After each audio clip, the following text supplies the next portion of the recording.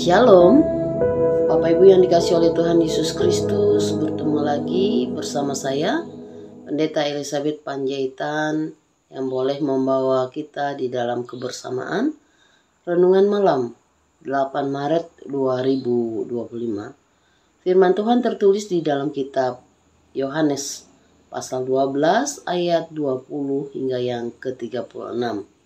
Dan karena itu saya hanya akan membaca satu bagian ayat saja dan mohon kesediaan Bapak Ibu semua untuk membaca bagian ini secara keseluruhan. Saya akan membaca ayatnya yang ke-25. Demikian bunyi firman Tuhan. Barang siapa mencintai nyawanya, ia akan kehilangan nyawanya. Tetapi barang siapa tidak mencintai nyawanya di dunia ini, ia akan memeliharanya untuk hidup yang kekal. Dan firman Tuhan kita aminkan. Kebenaran firman Tuhan ini saya bawa dengan tema kabar duka yang membawa kesukacitaan. Sekali lagi, kabar duka yang membawa kesukacitaan. Berdasarkan tema yang boleh kita dengarkan malam ini, tentunya agak berbanding terbalik ya Bapak Ibu. Karena sesungguhnya tidak ada orang yang akan senang dengan kabar duka, bukan? Karena duka biasanya selalu dihindari orang. Yang dicari orang adalah kegembiraan, kesenangan, sukacita, dan hal-hal baik yang lainnya.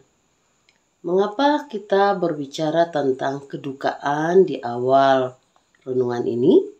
Sebab judul aslinya berkata, Yesus memberitakan kematiannya. Dalam kehidupan kita sebagai orang percaya, kita tahu bahwa hanya di dalam Yesus ada keselamatan. Dan cara yang luar biasa dengan kasih-Nya telah ditunjukkan Allah di dalam Yesus Kristus. Dengan rela Dia mati di kayu salib. Tentu kematian selalu membawa air mata, kesedihan.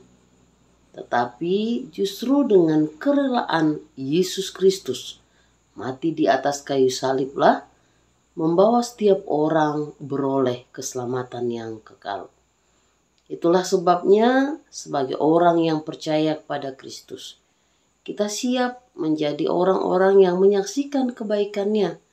Kita rela untuk melakukan hal-hal yang mungkin dalam pemikiran atau akal manusia secara duniawi, sepertinya itu adalah hal yang merugikan.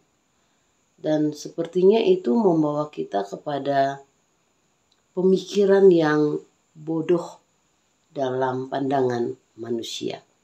Tetapi sesungguhnya kita tahu hidup yang boleh kita hidupi sekarang ini adalah untuk memuliakan Tuhan. Sebab pemberitaan tentang kematiannya jauh setelah kita dengarkan bahwa kematian Yesus adalah jalan satu-satunya untuk kita boleh mendapatkan hidup yang kekal. Jika tidak, maka kematian yang kekallah yang akan diperoleh oleh setiap orang.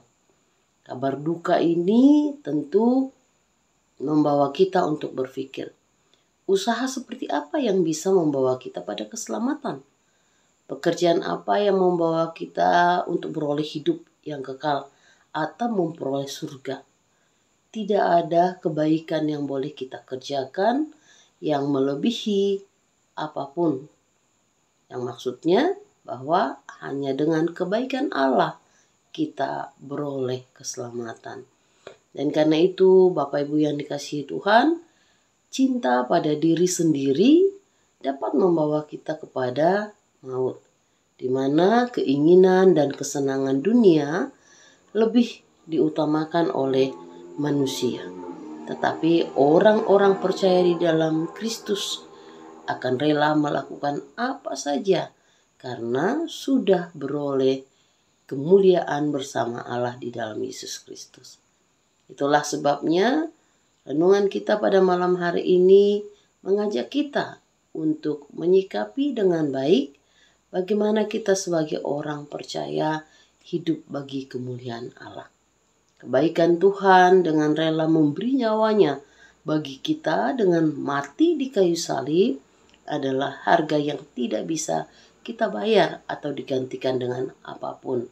Karena itulah, biarlah kabar duka itu membawa setiap orang tergugah dan menerima kegembiraan di balik kabar duka yang boleh disampaikan. Terpujilah Tuhan, sebab dalam kemurahannya setiap orang yang percaya kepadanya akan beroleh hidup yang kekal. Itulah janji Allah dalam Yohanes 3 ayat 16. Karena begitu besar kasih Allah akan dunia ini, sehingga ia telah mengaruniakan anaknya yang tunggal, supaya setiap orang yang percaya kepadanya tidak binasa, melainkan beroleh hidup yang kekal. Mari kita bersukacita sebab kebaikan Tuhan telah menghantarkan kita kepada hidup yang kekal.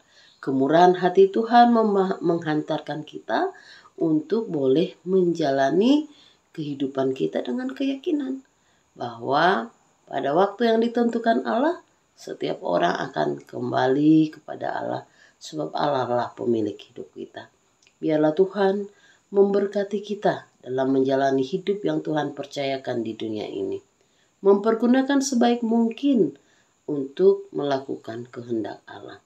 Tidak lagi memikirkan hal-hal yang untung atau rugi, tetapi lebih kepada ketaatan sebagai orang percaya kepada milik Allah, sebagai milik Allah, menjadikan setiap orang percaya hidup dalam ketaatan dan ketundukan. Sukacita yang boleh kita peroleh bukanlah sukacita yang ditawarkan oleh dunia ini, tetapi yang ditawarkan oleh Allah sendiri. Mari berjalan di dalam pengharapan hanya kepada Kristus. Mari kita arahkan hati kita hanya kepada Allah. Dan mari kita selalu mengucap syukur di dalam kehidupan kita. Ingatlah hal-hal yang baik yang telah kita perbuat tidak sebanding dengan kebaikan yang telah kita terima dari Allah. Tuhan Yesus memberkati. Amin. Mari kita berdoa. Terpujilah Engkau Allah kami di dalam Yesus Kristus, Allah yang rela mati di atas kayu salib untuk pengampunan dosa kami. Terima kasih Bapa sebab Engkau sungguh sangat baik. Terima kasih karena Engkau telah memberikan kami keselamatan yang kekal. Dan kami boleh hidup karena Engkau. Dan dengan demikian, biarlah kekuatan Allah menghantarkan kami untuk hidup di dalam ketaatan kepada Tuhan. Melakukan yang terbaik, sebab sesungguhnya Tuhan sendiri telah memberikan lebih dari apa yang boleh kami perbuat.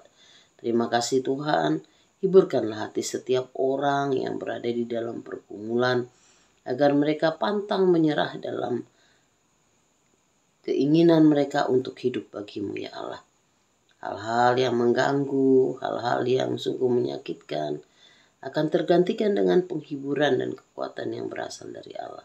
Dan demikian kami boleh menyaksikan betapa dahsyat dan hebatnya Engkau. Terima kasih Tuhan, kami bersyukur karena kami hidup hanya oleh kasih-Mu semata. Terpujilah nama-Mu Bapa, di dalam Yesus Kristus kami berdoa. Amin.